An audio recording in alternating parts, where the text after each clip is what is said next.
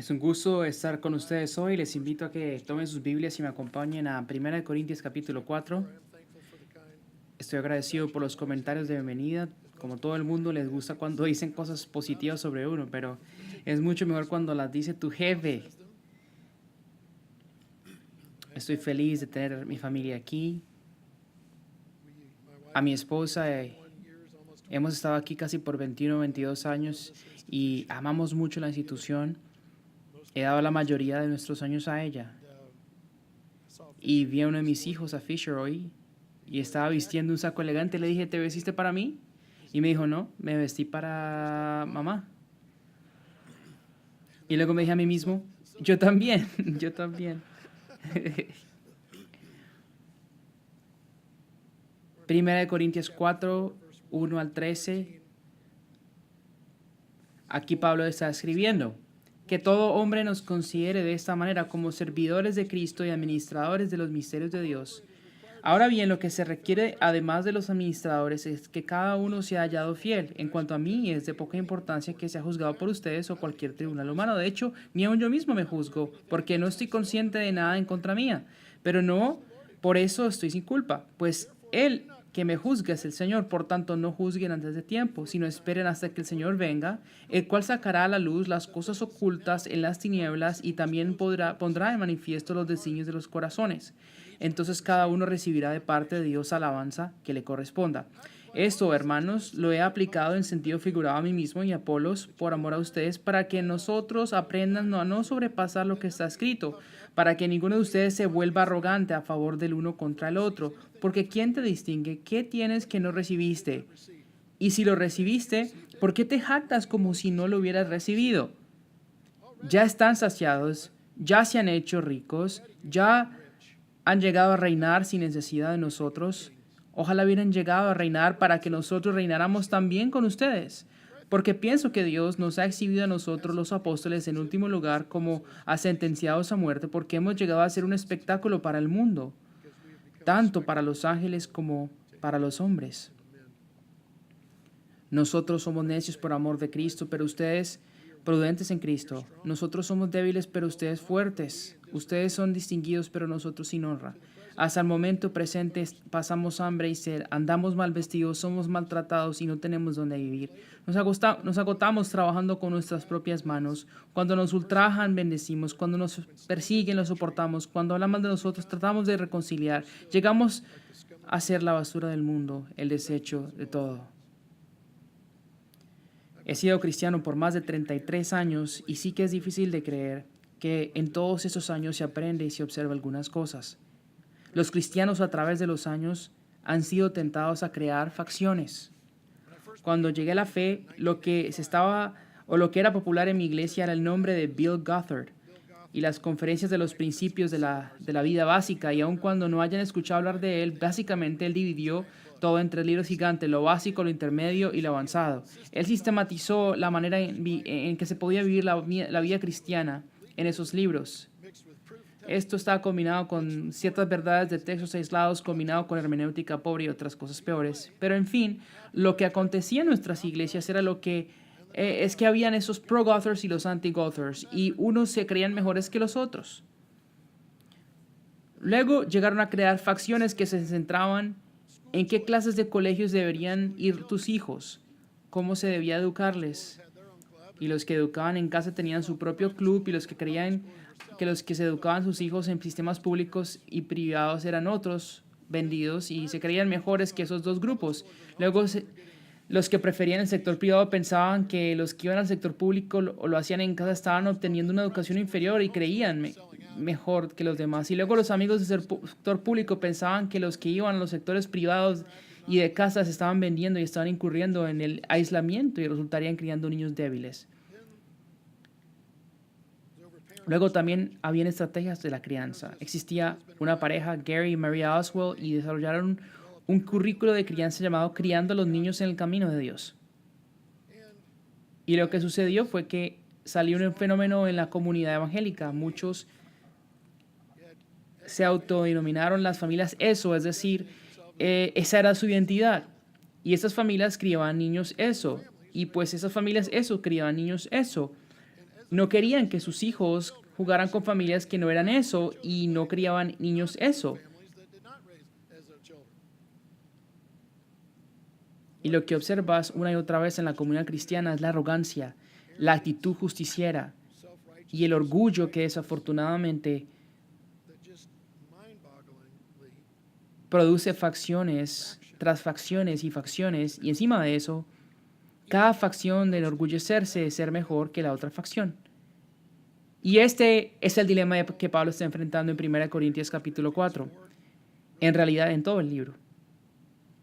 Unos dicen que son de Pablo, otros dicen que son de Apolos, otros que de Cefas. Y Pablo dice que todo hombre nos considere de esta manera, como servidores de Cristo y administradores de los misterios de Dios. Ahora bien, lo que se requiere además de los administradores es que cada uno sea hallado fiel. Así que Pablo no se ve así como un individuo elevado, sino como alguien que está abajo en el bote remando. Él es uno de los que se ensucia las manos remando.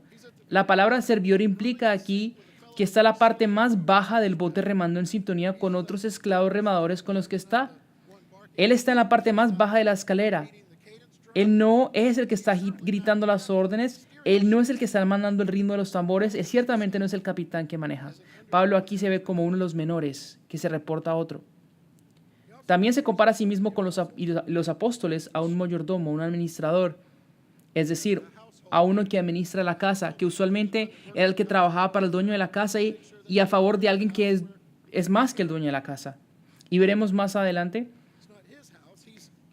los corintios están intentando elevarse a sí mismos.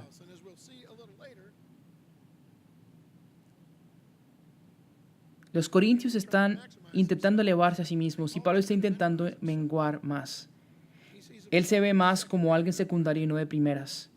Y de cualquier manera, lo que él está señalando aquí es que se hace responsable. El mayordomo debe ser fiel. ¿Fiel a quién? Fiel al dueño de la casa. Este es el que decidirá si es fiel o no. Así que el requerimiento principal de aquellos a quienes se nos confía con los misterios de Dios, el Evangelio, es la fidelidad, confianza. Si vas a administrar los misterios de Dios, debes entender que el sistema que Dios usa para medirte a ti y a mí va a ser nuestra fidelidad. Y es por eso que en el versículo 3 dice que en cuanto a mí, es de poca importancia que yo sea juzgado por ustedes o por cualquier tribunal humano. Así que, siguiendo la ilustración del mayordomo de la casa, Pablo le está dejando saber a los corintios, miren, el punto es que ustedes no determinan si yo soy fiel o no. El único que puede determinar si yo soy fiel o no es el dueño de la casa. El dueño es el único que sabrá si es que yo he sido fiel o no, porque él es el que me ha dado los requerimientos de la tarea para cumplirla. Él es el único que sabrá si mi tarea fue cumplida, porque él fue el que me dio la tarea desde el principio. No estamos hablando de asuntos de carácter, aunque sí que son importantes. En este contexto particular estamos hablando de la fidelidad. Y tú y yo, en nuestra sabiduría humana, lo cual era exactamente lo que los corintios estaban haciendo, usando su propia sabiduría humana para determinar si es que una persona era fiel o no, la tarea que alguien más les había dado. Algunos de nosotros encontramos que en pecado juzgamos la fidelidad de alguien más basándonos en nuestra mera sabiduría humana. Pero ni tú ni yo sabemos, aunque nos gustaría saberlo. Y muchos de ustedes se están poniendo presión encima porque se están comparando a sí mismos con los que ustedes piensan que son los logros de otros. Muchos de ustedes, francamente, perdieron el gozo en su trabajo, en su ministerio y en sus metas porque se están comparando con otros. Y donde parecen que están, según los juicios de la imperfecta sabiduría humana en cuestión aquí, que es tan imperfecta aquí. Tan imperfecta. Spencer, nuestro hijo de 13 años, contrajo una bacteria durante este verano. Tuvo que ir al hospital y no sabíamos muy bien lo que era. Después nos enteramos de que era una bacteria que normalmente no se encuentra en los humanos. se encuentra en el lodo y pues los chicos de 13 años no es que se laven las manos, así que ya sabes bien la ecuación. Al principio no sabíamos qué era.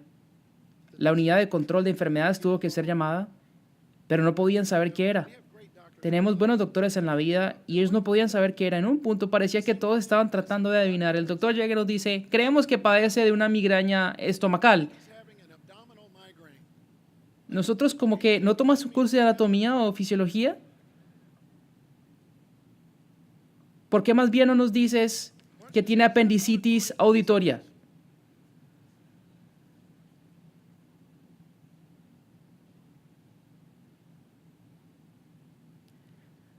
Muchas veces nuestra sabiduría humana se queda tan corta, sobre todo cuando determinamos quién es fiel o no a lo que Dios ha pedido que administre.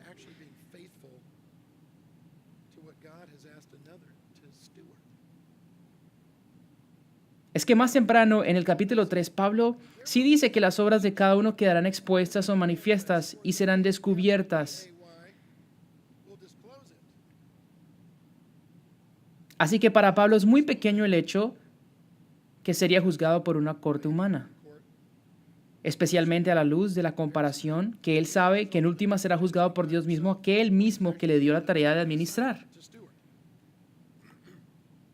El caso es que no solo se trata de otras personas. Pablo dice que él ni siquiera confía en sí mismo. De hecho, yo ni siquiera me juzgo, no estoy consciente de algo malo en mí. Pero eso no significa que esté libre de cargos porque el Señor es quien me juzga. Pablo no está poniendo su visión en las cortes humanas, la sabiduría de otras personas, y tampoco se está sosteniendo en su autoevaluación. Está reconociendo su inhabilidad de juzgarse a sí mismo, si es que no o sí es fiel. Él dice, no conozco nada en contra mía, pero eso no significa que esté libre de cargos, porque Dios es aquel que lo debe determinar. Yo ni siquiera puedo determinar yo mismo esto. Ahora bien, Pablo no está negando la necesidad de rendir cuentas aquí. Y no está negando la necesidad de la iglesia de establecer pronunciamientos claros en el capítulo 5. De hecho, dice el capítulo 5 que deben entregar a un cierto individuo a Satanás a causa de su inmoralidad. Cuando Pablo dice que el Señor es quien juzga, se está refiriendo a la idea otra vez de su propia fidelidad, su propia confiabilidad. Leon Morris lo pone de esta manera. Muchas veces las personas saben cuál es el estado de su espiritualidad y lo que su servicio a Dios impacta. El resultado, si lo pensamos bien, nos puede entristecer completamente o nos exaltará sin medida. Ninguna de las dos opciones son relevantes. Lo repito, ninguna de las dos opciones es relevante. Y Pablo no está abogando por tener una completa indiferencia a otras personas y sus opiniones, pero sí indica cuán a menudo se equivoca la opinión pública cuando se trata de saber quién ha sido fiel al servicio al que Dios le ha llamado. Porque es Dios quien conoce el corazón. Ese es un concepto muy extraño en tantos rincones de la comunidad evangélica de hoy. Tendemos a medir la fidelidad de otro viendo cuánto impacto tienen. Queremos medir cuánto hacen, cuántos libros, seguidores, miembros, asistentes. Y luego concluimos, pues ese chico allá seguramente no es fiel. Porque él no tiene esto y no tiene lo otro. Y los comparamos con lo que otros allá afuera parece que tienen, esto o lo otro. Es indudable que todo el mundo afuera se asegurará de establecer quién tiene qué y cuánto. Es como el CrossFit. ¿Cómo sabes que alguien en la iglesia está practicando CrossFit? Porque te lo dirán. ¿Quieres saber quién es el más fiel allá afuera? En el mundo cristiano te lo dirán por Twitter. No te preocupes, te lo dirán. Pero eso completamente está opuesto a lo que Pablo está diciendo. La tentación que puede llegar a tu corazón es lograr un nombre para ti, pero te digo, ya renuncia a hablar sobre tu plataforma.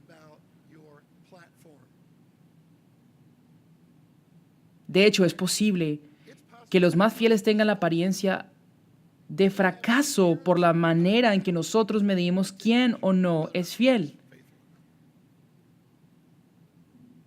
Y en nuestra arrogancia y orgullo creamos nuestra propia vara para medir a otros. Y es pecaminoso hacerlo para otros y para ti mismo. La implicación de esto aquí, en el versículo 5, por tanto, Pablo dice, no juzguen antes de tiempo, sino esperen hasta que el Señor venga, el cual sacará a la luz las cosas ocultas en las tinieblas y también pondrá de manifiesto los designios de los corazones. Entonces cada uno recibirá de parte de Dios la alabanza que le corresponda. La implicación es que cuando alguien es propenso a juzgar la fidelidad de otro, se incrementa entonces la posibilidad de que lo haga con prisa. No es meramente un juicio, es un juicio prematuro. Y tú no decides cuándo es el tiempo para pronunciar un juicio. Dios ve lo que está a la luz de los ojos y revelará lo que está en el corazón. Y Pablo dice, miren, yo he puesto en práctica todas estas cosas para mí mismo, Apolos, y para su beneficio, hermanos. No estoy tratando de decirle que hagan algo que yo no estoy haciendo.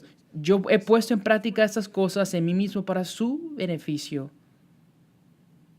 para que nosotros aprendan a no sobrepasar lo que está escrito, para que ninguno de ustedes se vuelva arrogante a favor del uno del otro. Si notas cómo el orgullo nos afecta en todo esto, la arrogancia afecta todo esto. Él dice, aprendan de nosotros, ejerciten la humildad. Nosotros nos vemos como los que reman debajo del bote y nos vemos como mayordomos de la casa. Véanse ustedes de la misma manera. Esto es para su beneficio, nuestro ejemplo es para su beneficio. No se vayan más allá de lo que está escrito. Algunos dicen aquí que esa es una referencia al Antiguo Testamento. Yo voy a tomar el camino del Dr. Schreiner aquí. Acá se está refiriendo a un texto del Antiguo Testamento y que está advirtiéndonos sobre el orgullo y la arrogancia. Deberían haber entendido el texto que estaban fuera de línea, que ya habían rechazado lo que Dios había dicho. También es posible que se fueron más allá de lo que ya estaba escrito. En cuanto a los sentimientos normales de aprecio, respeto y honra. Es apropiado honrar a alguien, no es apropiado elevar a alguien y crear afecto por ella y dárselo más que a otra persona. Ellos y ellas estaban hablando de una supuesta superioridad de su facción. ¿Y por qué hicieron esto? Porque eran arrogantes. Se estaban engrandeciendo. Estaban alimentando su orgullo. Somos mejores que tú, así que Pablo les da donde deben en el versículo 7, porque ¿quién te distingue? ¿Quién crees que eres? ¿Quién te puso ahí para hacer esto? ¿En qué base te estás elevando a ti mismo para pensar que tú estás en la posición para juzgar si alguien es fiel o no? Pablo dice,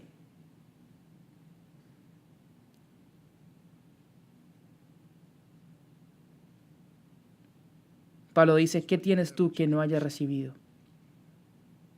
Y si lo recibiste, ¿por qué el orgullo? Como si no lo hubieras recibido de alguien. Cualquier cosa que tengas, incluso si están confundidos, todo lo que tienen ya se les ha sido dado. El favor y la gracia inmerecida de Dios. ¿Por qué se nos advierte tanto sobre esto, de no gloriarnos? ¿Por qué tenemos la tendencia a confiar en nuestros propios logros? Muy tentados a decir que llegamos aquí por nuestra propia cuenta. Sobreestimamos nuestro propio estatus y luego lo ponemos como base para el juicio hacia los demás porque nos hemos elevado a nuestro propio estatus. Una vez un amigo consiguió un nuevo empleo y quería un consejo. Y le dije, he aquí un consejo, vas a conseguir mucho más dinero que tenías antes. Y vas a tener la tentación de comprar cosas que no necesitas. Y luego vas a administrar un presupuesto mucho más grande. Tus gastos serán mucho más grandes. Vas a tener más autoridad, más privilegio. Y todo esto viene con una gigantesca tentación de pensar sobre ti mismo más de lo que tú quieres. La tentación de usar todas esas cosas para tu propia ganancia. La tentación para creer que mereces estas cosas. La tentación de creer que lo que tienes no lo recibiste. Y luego la tentación de creértelas tanto como si no lo hubieses recibido. Esto apunta a más temprano a la carta. Pablo dice, el Señor conoce los pensamientos de los sabios y son fútiles. Sea así que nadie se gloríe en los hombres. ¿Tienes buenos padres? ¿Qué tienes que no recibiste? ¿Tienes un buen pastor? ¿Qué tienes tú que no recibiste? ¿Tienes buenos amigos? ¿Qué tienes tú que no recibiste? ¿Tuviste una buena cena hoy? ¿Qué tienes tú que no hayas recibido? ¿Tienes alimento en la mesa? ¿Estás disfrutando ahora mismo de este ambiente climático controlado? ¿Qué tienes tú que no hayas recibido?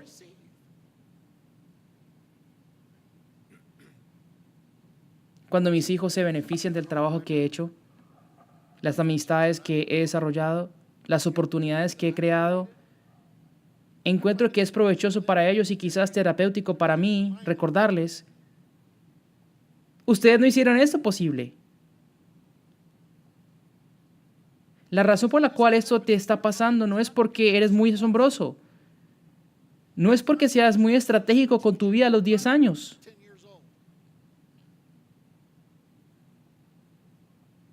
Es por tu madre y por mí. Esa es la razón por la que esa persona se reunió contigo. Es por eso esa persona te llamó. Es por eso que tienes esto gratis. Eso es lo que siempre digo sobre las graduaciones y las bodas. Cuando nuestros hijos se ingenian una manera de explotar todas las relaciones que sus padres han desarrollado en los últimos 30 años.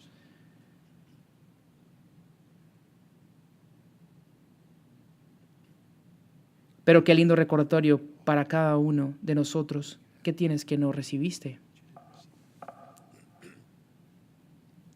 Nos volvemos tan orgullosos y arrogantes sobre los logros que nosotros mismos percibimos. Y luego Pablo dice, y se glorían como si ustedes no lo hubiesen recibido. Note que Pablo no está llamándonos la atención por mera cuestión de ingratitud. Él está señalando toda la arrogancia involucrada. Se están gloriando encima de todo como si lo hubieran hecho. Así que se nos recuerda que fue por gracia que hemos sido salvados a través de la fe y que es un don de Dios para que nadie se gloríe. Pero aún así nos gloriamos. Y decimos, sí, la salvación es un regalo, pero lo demás es algo que yo hago que suceda. ¡Ja! Gálatas insensatos, habiendo comenzado en el espíritu, ¿se perfeccionarán ahora en la carne?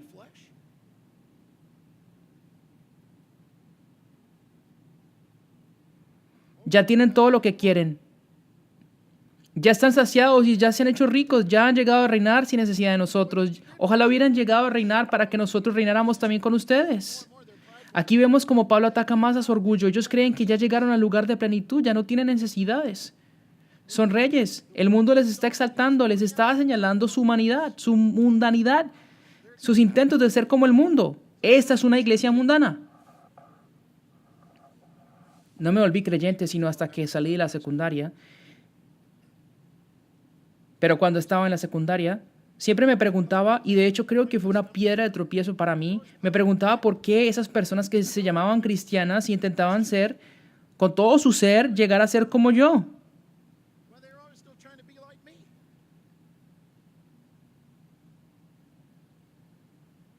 Si lo que tienen es tan bueno, ¿por qué están intentando ser como yo?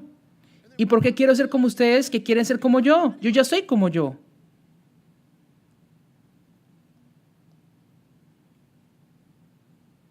Entonces parte del problema aquí no es solo el orgullo y la arrogancia, sino mundanidad.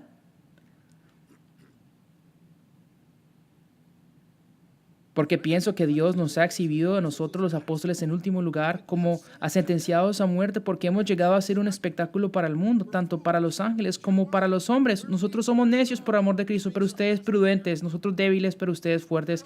Está siendo sarcástico aquí. Ustedes son distinguidos, pero nosotros sin honra. Y vimos más temprano que Pablo reconoció su propia inhabilidad para poder evaluarse. Pero ahora resalta el hecho de que los corintios están cayendo en su propio engaño, en sus propias evaluaciones.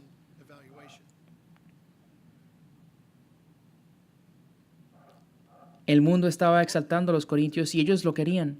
Querían ser exaltados por todos. El mundo está exaltando a los corintios y despreciando a los apóstoles. ¿Cuántas veces no has anhelado ser más de lo que el mundo piensa de ti? ¿Cuántas veces has pretendido ser más de lo que el mundo piensa de ti? ¿Te sientes subestimado, desvalorizado por el mundo? ¿Te importa mucho sobre lo que el mundo piensa? Uno de mis programas favoritos de cuando era niño era El hombre de los 6 millones de dólares. Esto ahora no suena como mucho dinero, pero cuando tenía 9 años sí que lo era. Y pues este hombre tuvo un accidente grandísimo que hizo que los científicos de medicina de la NASA reconstruyeran su vida. Y sí, la memoria no me falla, el hombre tenía 2 piernas biónicas, un brazo biónico y un ojo biónico. Podía correr más de 60 kilómetros por hora, podía verlo todo. Y amigos, ese brazo derecho. Cada episodio habría con una escena de él tirando una bola de bolos en una pista de bolos. Y no es que tumbara todos los bolos en una tanda, sino que con la fuerza de su brazo los desintegraba en polvo.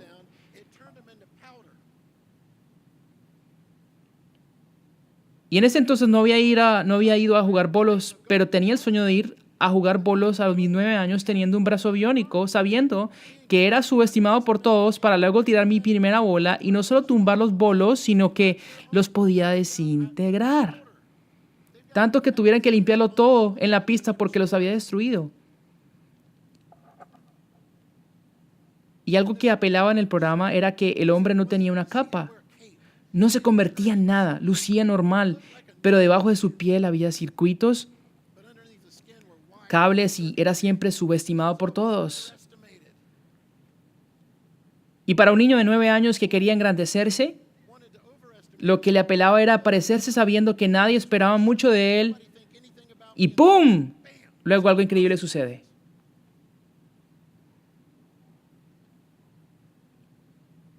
Pero en serio, ¿cuánto tiempo te gastas queriendo que las personas piensen más alto de ti? ¿Cuánta energía inviertes para que el mundo piense que eres más inteligente de lo que realmente eres? ¿Más rico de lo que en realidad eres? ¿Más exitoso, más popular? ¿Ser más respetado por lo que eres? Ese no es el resultado de la humildad. Esos pensamientos son el resultado del orgullo y la arrogancia. Indica que hay un cierto amor por el mundo que no debes tener. Y es una trampa que te conduce al decaimiento moral, colapso moral individual, colapso moral colectivo. Es que fíjense, no solo los corintios tuvieron que lidiar con un hombre en inmoralidad, sino que también le estaban tolerando. Por eso Pablo escribe la primera carta. Lo aceptaban y lo toleraban. Lo toleraban. Hasta el momento presente pasamos sed y hambre, andamos mal vestidos, somos maltratados y no tenemos dónde vivir. Los corintios se habían convertido en reyes con privilegio de aprobación. Y los apóstoles estaban sufriendo, tenían hambre, no tenían hogar, no lucían bien, no tenían buen vestido. Nadie pensaba algo de ellos. Les menospreciaban porque en el versículo 12 dice, nos agotamos trabajando con nuestras propias manos. Usualmente se menosprecia a la gente que trabajaba con las manos. Cuando nos ultrajan, nos hablaban mal, nos perseguían. La carne quiere la aprobación del mundo. La carne quiere medir nuestra fidelidad por medio de los estándares del mundo. Encuentra satisfacción donde sea que estás en la vida, tu ministerio y trabajo. Porque la carne rechaza la realidad de ser odiados, perseguidos y difamados. Y la carne rechaza aún más la respuesta de los apóstoles. Cuando odiados, bendecían. Cuando les perseguían, resistían. En la difamación, hablaban con gracia. Entonces, Pablo les escribe como un padre, porque les importaba sus almas y cuidaba de ellos.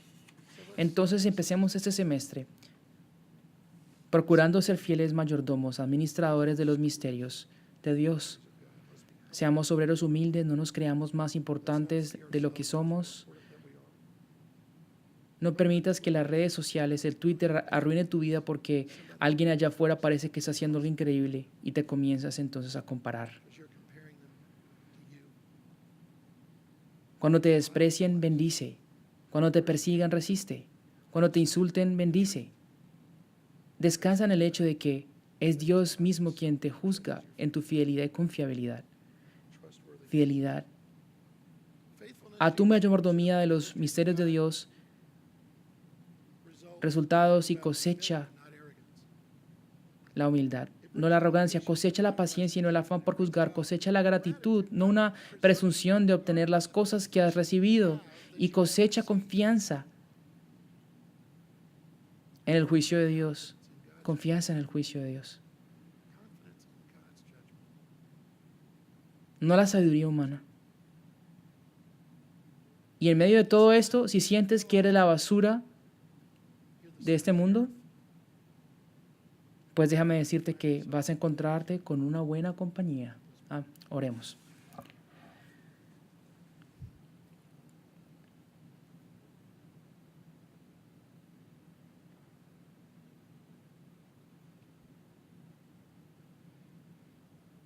Padre, nos estamos sometiendo a ti ahora, orando para que tu palabra no regrese vacía y que encuentre una tierra fértil en donde poder echar raíz y crecer. Lo oramos en el nombre de Jesús.